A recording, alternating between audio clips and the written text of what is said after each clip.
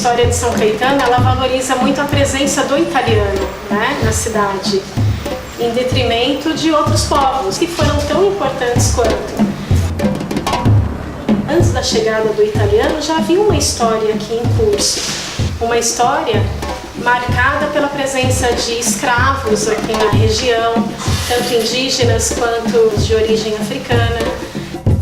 E isso foi apagado das narrativas oficiais por conta dessa valorização ao imigrante italiano. Não que o imigrante italiano não tenha sido importante, né, para o desenvolvimento da localidade, mas a gente tem que tomar muito cuidado com essas narrativas que exaltam, né, um grupo e deixam outros de lado. A linha Orelha Tranquilo, Brasília, Piquai, plenário Piquai, era então era meu Orelha Partilha, que creio guardar mão brundo, era meu gringo e coiava ali, eu Orelha Curu e Poça, Orelha Vapor e Potai, Pendecuru Peco Porta, Vegure, porque ontem tem Pendequai, então agora eu vejo a mão brundo. Entenderam? Vou falar um pouquinho sobre as histórias, né? História que não é só história, né? Que esse ponto foi verdade. Os Guarani, da etnia Guarani, antigamente já andavam desde o começo lá do Paraguai. Porque o centro da terra fica ali no Paraguai, né? As pessoas mais antigas, os Guarani, já vieram de lá caminhando à procura da terra sem mares, né? Então por isso que existe essas aldeias, né? Por onde eles passaram, deixaram o nome, né? Antigamente era tudo fácil para nós, né? Então a gente tinha caça, a gente tinha pesca, a gente tinha feijão, né? Nosso mesmo, a gente plantava, a gente não precisava passar remédio. Então, só que hoje em dia a gente não tem para onde correr muito. Então a gente tem que trabalhar, tem que fazer alguma coisa para a gente conseguir alimentos, né? Às vezes eu fico pensando como que seria naqueles tempos, né? É que nossos avós, que já não estão mais aqui entre nós, lutaram bastante, né?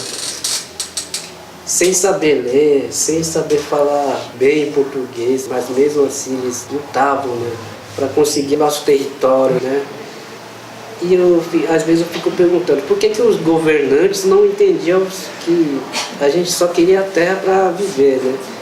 São coisas do passado que a gente não liga muito, mas a presença indígena está aí, porque a cidade foi fundada em cima de um território que chamava Tijucuçu.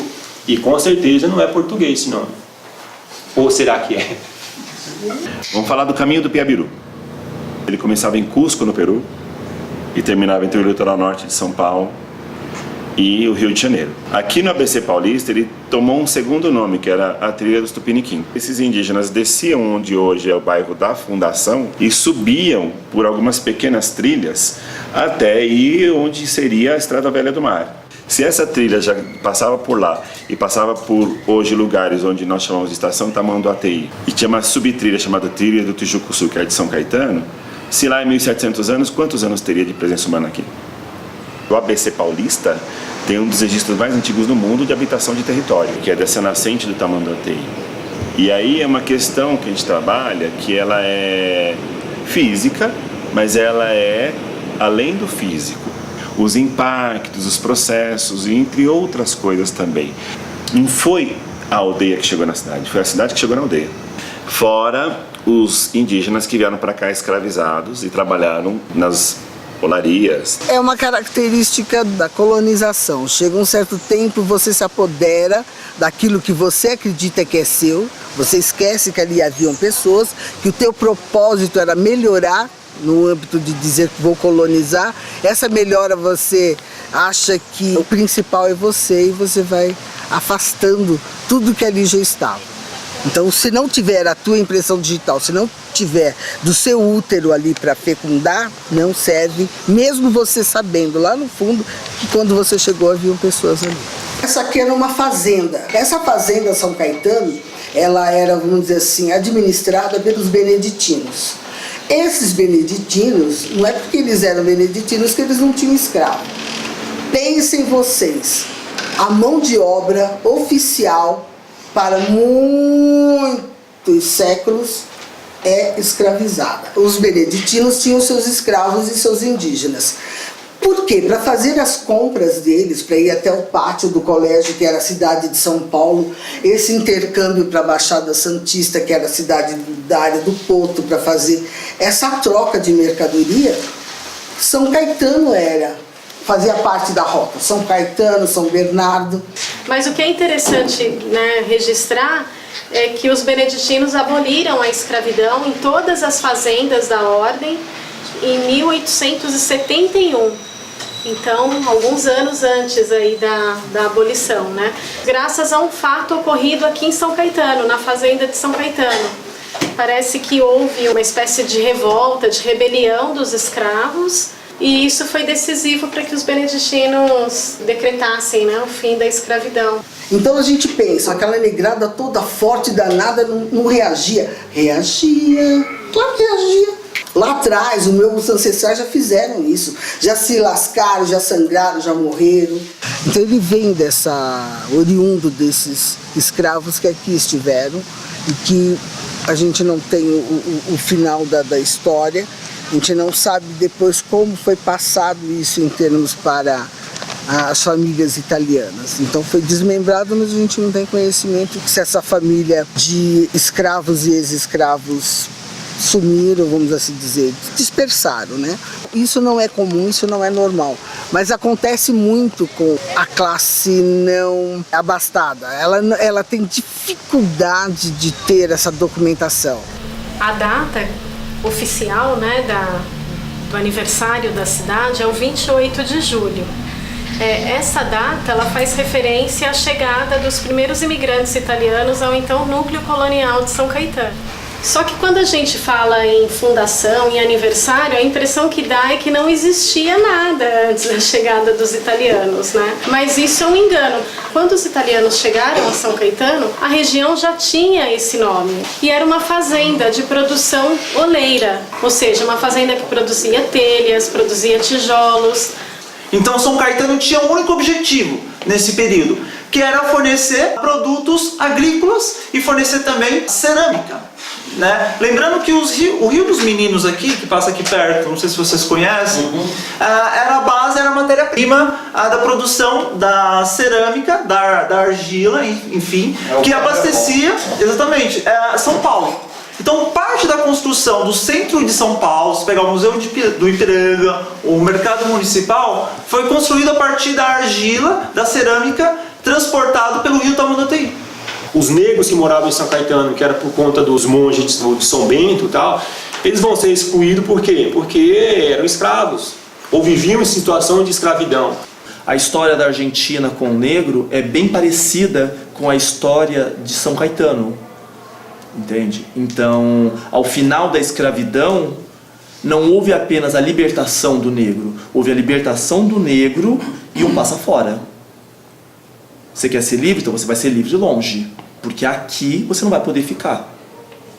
Se lá atrás deu 13 de maio, que foi uma exigência, ele não aconteceu. Ele foi parido a forceps.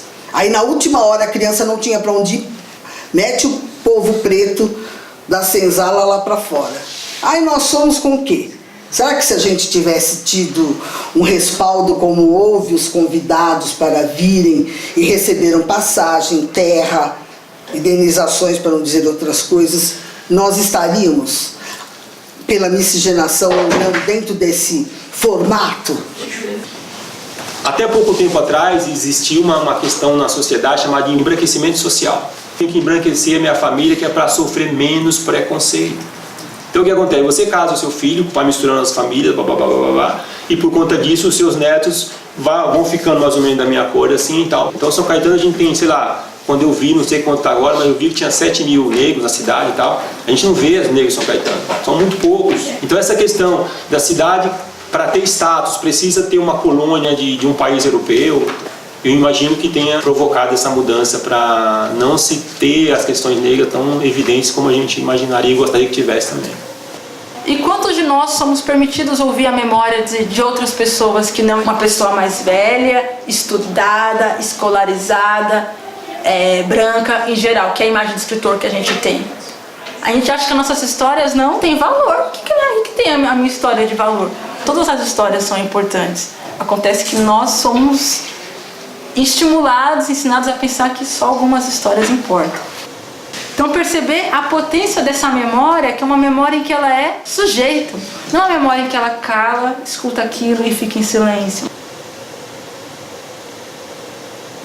Esse processo de constituição dessa história começou em 1927, no caso 50 anos da chegada dos primeiros imigrantes italianos.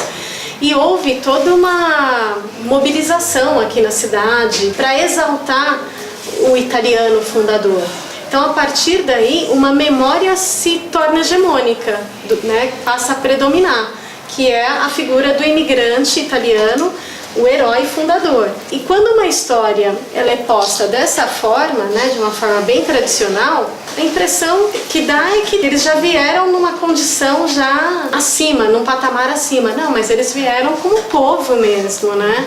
Eles, quando vieram para cá, eles passaram por inúmeras dificuldades. Muitos italianos morreram no núcleo colonial, a mortalidade infantil era muito grande, a questão da adaptação. Então, eles tiveram que superar, né, muitas dificuldades. E essa versão triunfalista tira isso deles. Durante o processo de modernização, principalmente dos países com uma menor quantidade de cultura acumulada nas pessoas, as informações foram sendo transformadas e foram sendo manipuladas. E a cultura, a fé do negro, de certa forma, foi sendo morta, mas não por maldade ou por não se ver valor, mas sim como forma de enfraquecer um povo. Ou seja, tudo aquilo que eu preciso que vocês se afastem, eu cerco de rótulos negativos. Por que as pessoas não explicam o significado de candomblé? Toques que vêm do coração. Por que as pessoas não explicam que o nome dos tambores que a gente utiliza, os atabaques, significam coração da terra? Por que as pessoas não explicam isso? Porque eles precisam que vocês se afastem.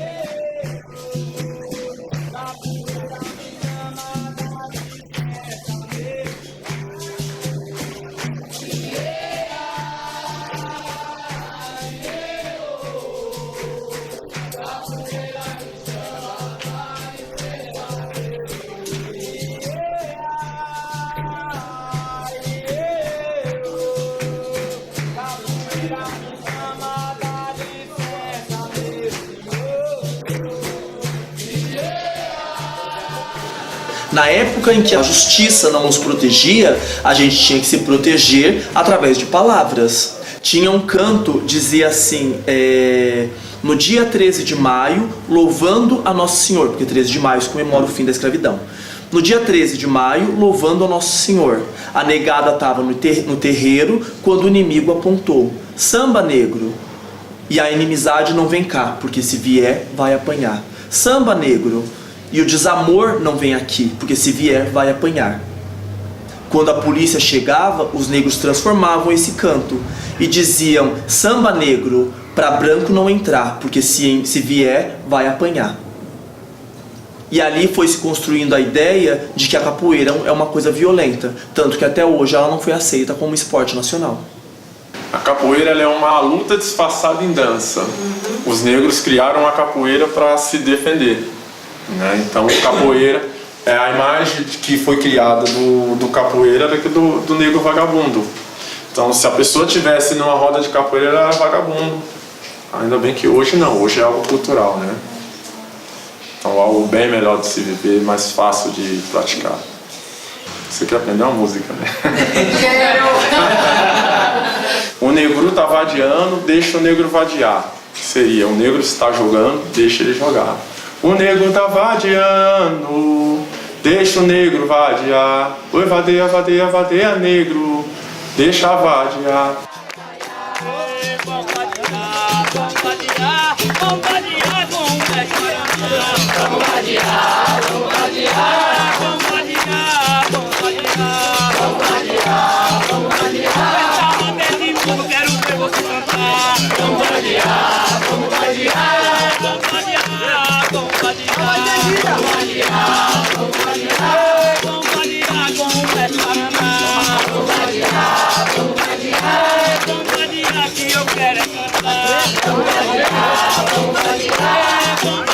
Eu trabalhava numa casa que chamava Elvira.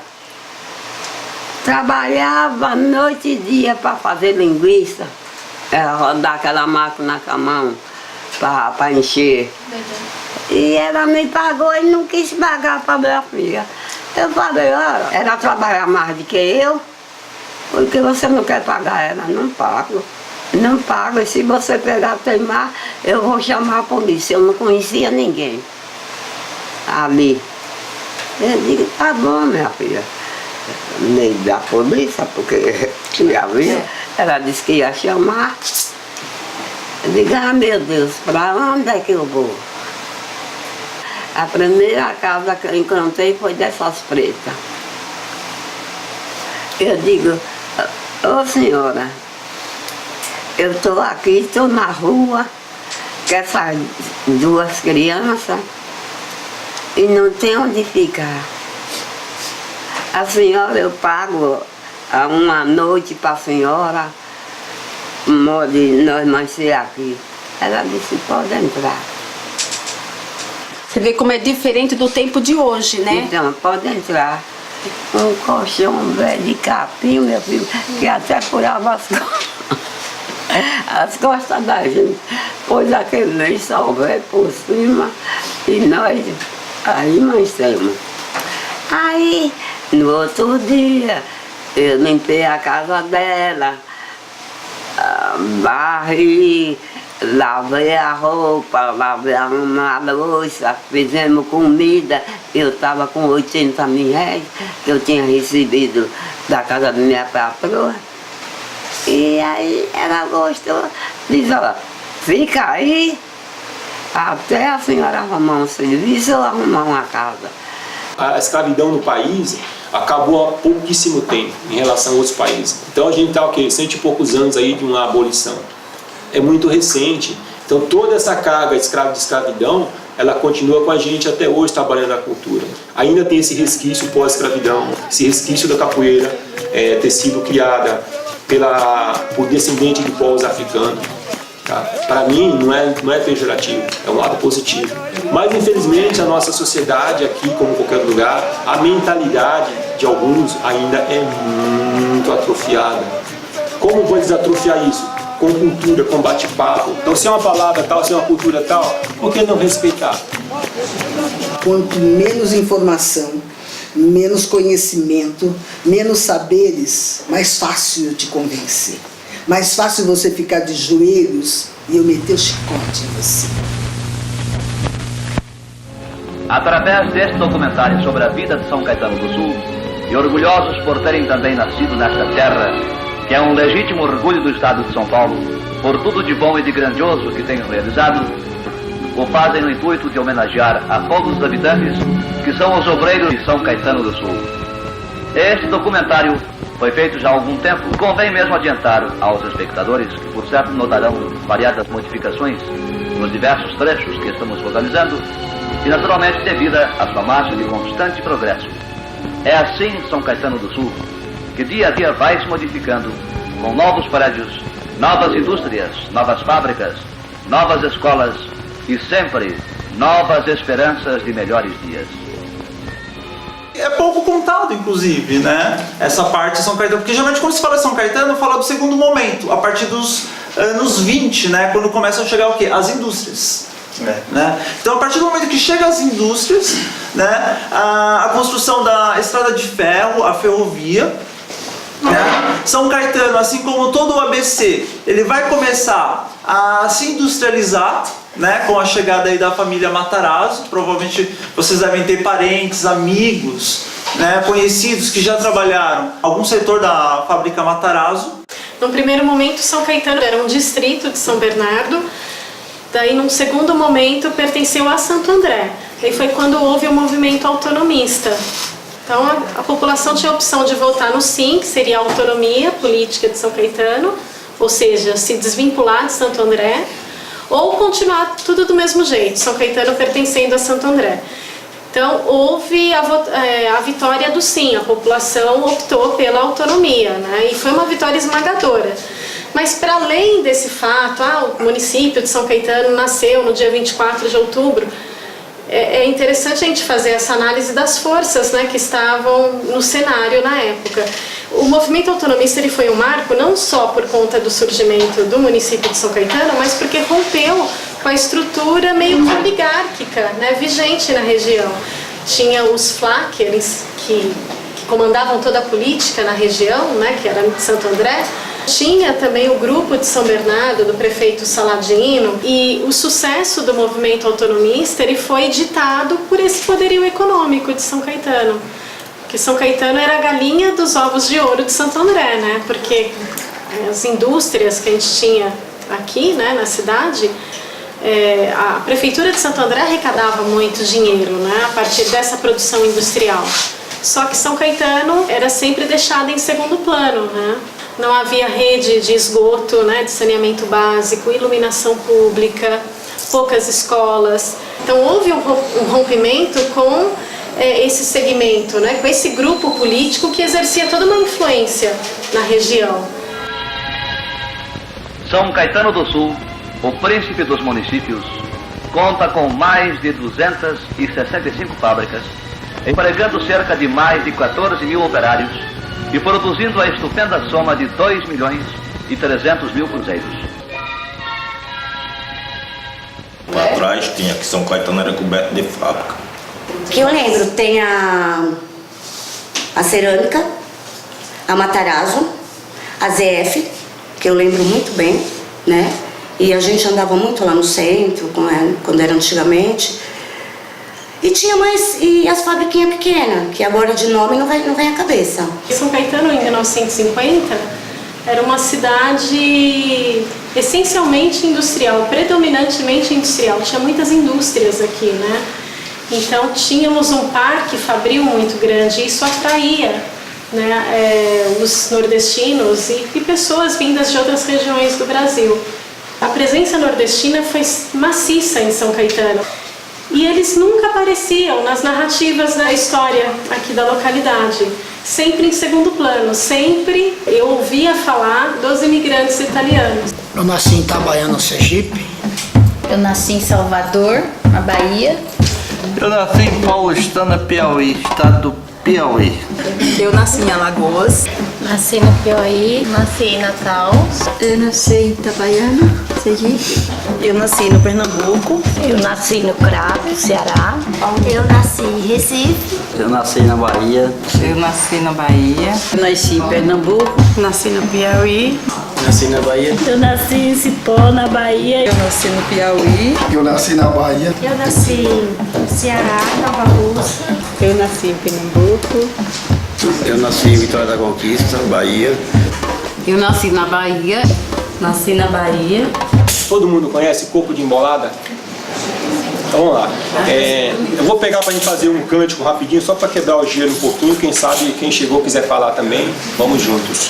Ô baiana, minha baiana, você, ô baiana, quem te ensinou a cantar? Ô baiana, foi o tombo do navio, ô baiana, foi o balanço do mar, ô baiana. Ô baiana, minha baiana, ô baiana, quem te ensinou a cantar? Foi o tombo do navio, ô baiana, foi o balanço do mar, ô baiana. Ô baiana, minha baiana, ô baiana, quem te ensinou a cantar? Ô baiana, foi o tombo do navio, ô baiana, foi o balanço do mar, ô baiana. Ô camarada, chega aqui, já tô chegando, um pouco de embolado, vem aqui, vou pra lá. Eu tô aqui com o pandeiro na mão, é um jogo de ilusão e quero ver você cantar. Eu acho que mesmo em relação ao nordestino, a gente tem que fazer algumas desconstruções, né? O Nordeste é fruto também de uma invenção, se a gente for ver, né? E mesmo em São Caetano, quando se fala em nordestino, mas poxa, vieram de tantas regiões, vieram do Ceará, vieram da Bahia, e cada um desses grupos trouxe as suas bagagens culturais, né? Porque quando os nordestinos começam a chegar, São Caetano vivia o auge da industrialização e a cidade estava crescendo muito. E as indústrias, elas atraíam os migrantes, né? Porque eles vinham para cá com essa expectativa de melhores condições de vida. As áreas ainda vazias estavam sendo ocupadas. Ou seja, os nordestinos eles foram ocupando as áreas mais periféricas, longe ali da região do centro e do bairro da Fundação. Então muitos bairros surgem por conta até da presença nordestina, como o bairro Nova Gerte, antiga Vila São José, né? Bairro São José também a presença nordestina foi muito forte. Que o bairro Nova Gerte, que era Vila Nova, não iria estar dentro do mapeamento. Naquele tempo, os carros para levarem o gás não desciam. Então parava tudo na Vila Gerte. A Vila Nova estava para ser, vamos dizer assim, dispensada. Então houve um empenho muito grande de brancos e negros e nessa somatória conseguimos trazer o bairro Nova Gerte, que hoje ele é Nova Gerte, acoplado à Vila Gerte e não ser mais Vila Nova. Outros bairros não conseguiram. Tanto é que a Palmares não veio. Pode ser uma coisa, sabe, do relevo cartográfico realmente. Não, até aqui vai ser isso, até aqui. Mas a gente sabe que quando você está fazendo uma cartografia, sempre há tantos metros a mais, tantos quilômetros a menos, porque não está nada determinado.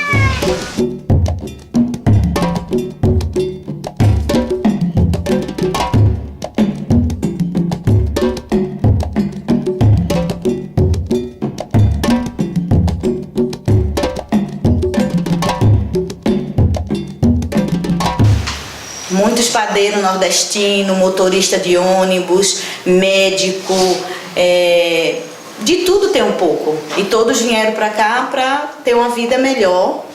E muitos construíram sua vida, ter uma vida melhor. E com isso conseguem dar uma vida melhor aos pais e às pessoas que ficam lá. Porque muitos que vêm do Nordeste não é da capital. É do interior, é da roça. É da roça mesmo, é da seca. Tem muitos que nunca viram nenhum banho de chuveiro e quando chega aqui toma seu primeiro banho. Não hoje mais, porque o Nordeste hoje tem. Pode ser o Nordeste que for, mas antigamente, como minha tia veio, ela nunca tinha tomado banho de chuveiro.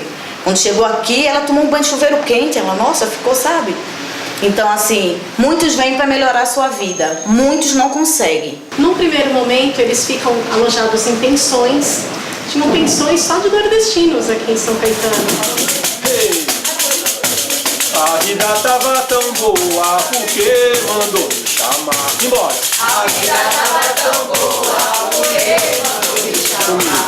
A vida tava tão boa, porque mandou me chamar. A vida tava tão boa, porque mandou me chamar. Eu tava no Juazeiro, no sertão do Ceará. Eu tava no Juazeiro, no sertão do Ceará. Eu tava no Cato de Cato para Monteiro, de Monteiro para o Cato de Cato para Juazeiro. Do Cato para Monteiro, de Monteiro para o Cato de Cato para Juazeiro. De Juazeiro viajei para Monteiro, de Monteiro para o Cato de Cato para Monteiro. Nos anos 80 é o período que as fábricas, né, começam a sair de São Caetano. né? Então eles alegavam que havia muita pressão de sindicato e também a chamada guerra fiscal, né? Não sei se você sabe, mas outras cidades, outros estados davam isenção fiscal. Então essas empresas elas migraram. E nisso, o que aconteceu com São Caetano, saindo essas fábricas? A população começou a diminuir. E isso começou a gerar um problema para São Caetano, né?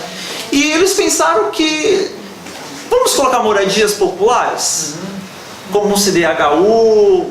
Não. Vocês vão ver que o discurso é pensar num público de classe A e B, usando a fala, a propaganda, olha, cidade de primeiro mundo, vem pra cá, o melhor IDH, né? E ao mesmo tempo que você atrai essas pessoas de público A e B, o custo da cidade vai aumentar.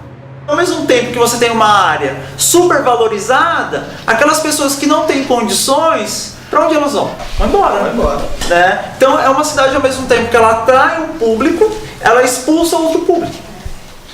Vocês perceberam que São Caetano está virando Alphaville? Esse projeto de expulsão acontece gradativamente e a gente não percebe. Esse daqui a pouco não é amanhã, não é depois de amanhã. Esse daqui a pouco é daqui 50 anos, 100 anos. O Jardim São Caetano é o bairro um dos menos verticalizados. Então é o que tem mais área verde, né? O preço do metro quadrado é mais elevado. Você tem poucos acessos, né, nas ruas. E você tem o guardinha que está lá controlando. Então ali você tem um projeto de público, né? Você tem mais sobrados, né? Em comparação, por exemplo, aqui, São José. Né?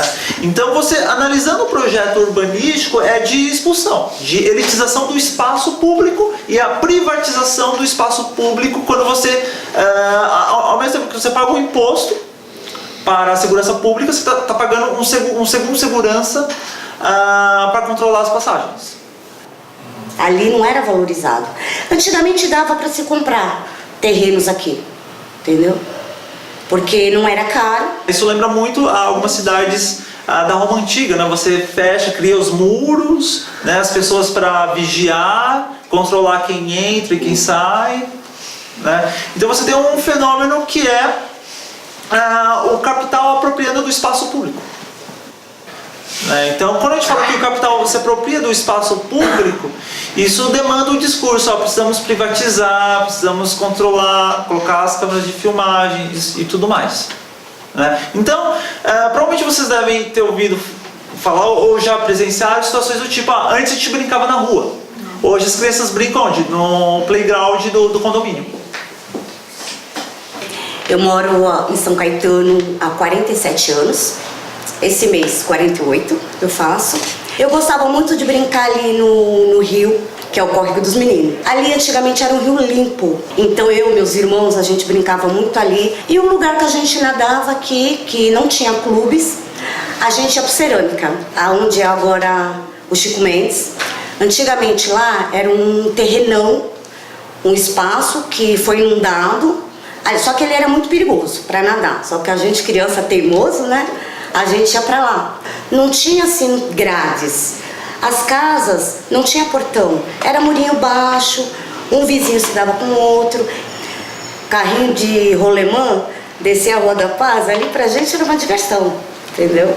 Soltar pipa, roubar fruta na casa do vizinho. Tinha plantação nas casas. No quintal da minha mãe tinha ameixa, acerola, couve, cheiro verde, pé de chuchu. Antigamente era muito arvorizado. Em vista do passado para agora, São Caetano é um arranha-céu. É prédios. Antes era casa. A gente conversava com todo mundo. Agora você não sabe quem é o vizinho da esquerda e quem é o da direita. Quem é o que mora na frente, eu não conheço. Todo mundo aqui se conhecia. Você passava na praça lá da Matriz, eu trabalhei por 10 anos lá. Todo mundo se cumprimentava porque a gente se conhecia. Aí a gente também notou que a cidade verticalizou, total.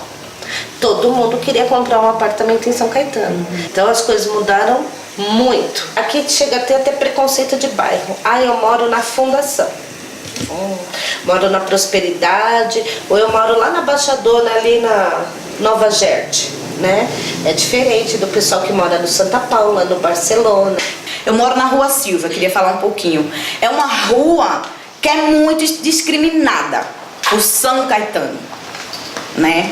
Não moro nela totalmente, moro na Rua Adelaide, que ali é uma rua que tem muito criminoso, tem muito assaltante, que tem muito... Ah, um menino mora na Rua Silva. Nossa, na Rua Silvia? A Rua Silvia não é só também... tem esse e o outro lado ali, que é o da Kennedy. Antigamente, do outro lado era mais perigoso. Aí a gente fala assim, a gente mora na Rua Silvia. Você acredita que tem gente que tem que mudar o nome da residência no currículo, porque se falar que é da Rua Silvia, eles não lembram? Né? Porque é das pessoas mais humildes, que não conseguem morar nos prédios, que não conseguem ter um bom apartamento, como muitas pessoas têm. Então vai como é que se diz? Se montando ali nos cantinhos que tem oportunidade de ficar, né? Muito nordestino vem pra cá, não tem um lugar para dormir, não tem nada. E, vamos dizer, vai para casa de um amigo, vamos dizer assim, é um lugar que eles tiveram oportunidade de construir a sua família e sua casa. São Caetano, assim como o bairro do Leblon, no Rio de Janeiro, é uma região que foi construída, que teve uma forte vivência negra. E por causa dos movimentos que foram acontecendo, esses lugares foram sendo elitizados. E São Caetano, aqui no ABC, assim como Leblon, no Rio de Janeiro, foram sendo tomados como lugar de elite. Tanto que vocês melhor do que eu devem saber. É normal você, fora de São Caetano, falar para alguém que mora em São Caetano e as pessoas falarem: nossa, mora bem, hein? É verdade. Nossa, é lugar de quem tem, hein? Entende? E isso quer dizer que foi construído em torno do lugar uma ideia de elite. E por esse motivo, tudo aquilo que foi entendido como sendo pejorativo, tudo aquilo que foi entendido como não digno de estar ali, foi sendo cerceado, foi sendo banido. Eu só sei que meu pai era filho de português. Só minha mãe que era índia. A minha mãe convivia com ele. Assim meu padrinho falava. Só que eu tinha vergonha de falar que eu era filha de índio. Sempre tive vergonha disso, porque sempre teve preconceito, eu sei que eu já sofri, né? Que o pessoal não entende a cultura indígena. Sempre tive vergonha de falar que eu era filha de índio, mas eu não posso negar porque eu pareço. O que eu posso fazer? Na questão urbana, você tem hoje territórios indígenas em contexto urbano, os territórios indígenas que não estão no contexto urbano, mas ele usa a cidade para umas questões, por exemplo, burocráticas ou o que for, e tem os indígenas que estão no contexto urbano fora das suas aldeias, que estão nas periferias, que esse é o principal ponto do nosso trabalho. Tem duas coisas que a gente costuma colocar para as pessoas. Primeiro, fazer com que a sociedade reconheça o indígena como ele é e não como ela quer que ele seja. O segundo é fazer com que o indígena reconheça esse espaço onde ele está inserido na sociedade, buscando, né, não só os seus direitos e deveres, mas o processo de inserção das mais diferentes formas.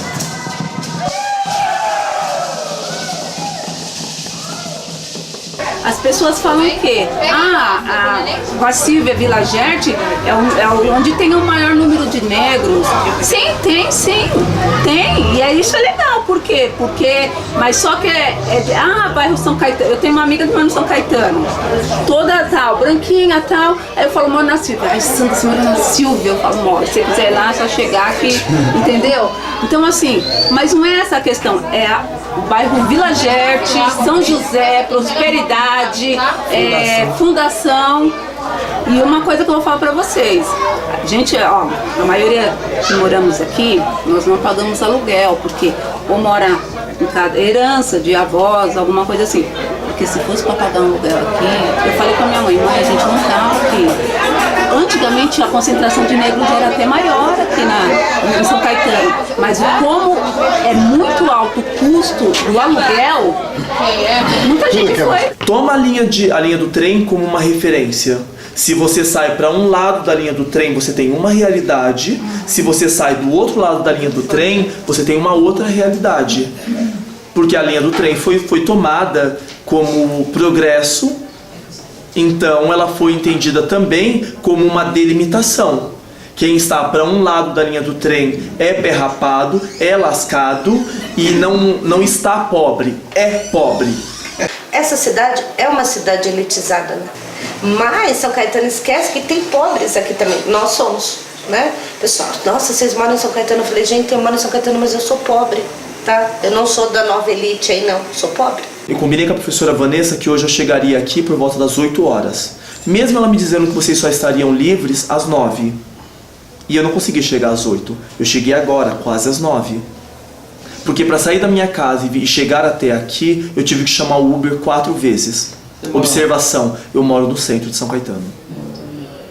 Eu moro na rua Baraldi. Por que eu precisei chamar o Uber 4 vezes? Porque as 3 primeiras, o Uber chegou, olhou para minha roupa e cancelou a corrida. Que era de brincadeira. E isso é de praxe. E isso é de praxe. Agora, construir ideias radicais em cima desse preconceito, antes de você formatar o seu conceito, aí já é ser obtuso demais. É escolher uma opção, uma vereda de caminho onde eu vou destruir uma sociedade totalmente. Não vou dar oportunidade a ela. Eu acho que, na verdade, nós, enquanto população, a gente não se apropria do espaço que é nosso. Porque a gente tem uma ilusão de que aquele passo, aquele Chico Mendes, aqueles parques é da prefeitura. E eles não são da prefeitura, eles são nossos. Então a gente precisa se apropriar dos espaços, da cultura, da política, porque eu acho uma besteira quando a gente fala de política, eu não discuto. Não é para discutir, é para se apropriar e não deixar fazer o que está fazendo. A gente quer ver assim a Rua Silvia mudando, né? Como ela é vista, mudando. Não, dali vai sair doutor, dali vai sair doutora, dali vai sair, tipo assim, que vai poder ajudar a gente também, porque nós também queremos, né? Então é isso que, assim, o meu sonho é esse, entendeu? Da educação, né? Assim, fazer um projeto para que as crianças venham ter aula de recuperação, porque a gente tem professores aqui, né? Tem pessoas formadas em pedagogia, tem professores. Graças a Deus, assim, nosso empenho está sendo gratificante, né? Tipo, de você ver as crianças, de você ver os moradores antigos, né? Que nem eu sempre costumo falar do seu Zé, da Socorro, que é o patriarca, a matriarca que eu conheço. Nelsinho. Na verdade, eu não sou também dessa época, mas onde eles falam, onde tudo começou, eles que faziam os eventos aqui na rua. Porque eu acredito que sempre alguém vai vir aqui e vai substituir a gente. Na verdade, o nosso intuito é isso, é nunca parar. Que os filhos dos nossos filhos sempre venham a continuar, desde que a comunidade deixa nós fazer, né? Tanto que nosso primeiro evento oficial foi no Natal, assim, foi uma coisa sem palavras, de você olhar e de escorrer lágrima. Mano, olha o que está acontecendo aí, ó. Você tem um evento onde os seus filhos brincam, onde o filho dos seus amigos se diverte. Mano, isso não tem preço, não tem palavra, não tem nada paga. Você entendeu? Por isso que nós estamos fazendo esse evento, para que mude a cara da Rua Silva. Entendeu? É isso. Aí o pessoal vem aqui nas festas, aí fala assim, meu, que legal! O pessoal aqui é super gente. Tudo, gente, é só chegar. Tem gente que não passa aqui porque tem medo. A gente corre atrás. O pessoal aqui, eles ajudam. Aí assim, agora a gente faz as reuniões aqui, o samba no Claudinho, aí se precisar, a Verinha cede a casa dela. Então cada um ajuda de uma forma. E é legal porque o dia que a gente tem a festividade aqui, é assim, vem gente que a gente nem sabe da onde. Não, eu quero participar. Isso é muito legal. A última festa que a gente conseguiu reunir na rua aqui umas 300 pessoas. E é uma coisa bem bacana. Vocês estão convidados para a próxima, tá? Que é um projeto João de Barro, que foi feito aqui, que eram, né, barracos, né? E aí em vários lugares fizeram essas casas, né? Aqui tem uma história, né? Esse quintal aqui tem uma história. Aqui não é a festa italiana, mas aqui é a festa da negritude, né? Do pessoal, entendeu? Da Rua Silva, adjacentes aí. Quem quiser, é só chegar.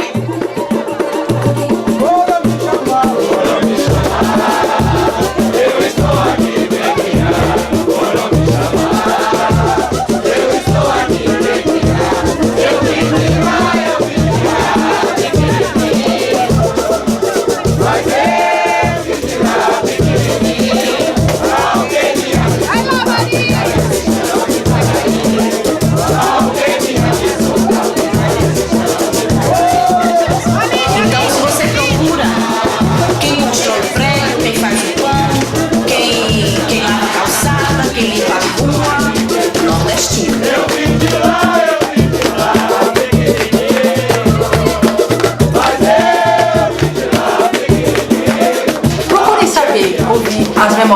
pessoas mais velhas e ver como elas nos ajudam a pensar essa presença.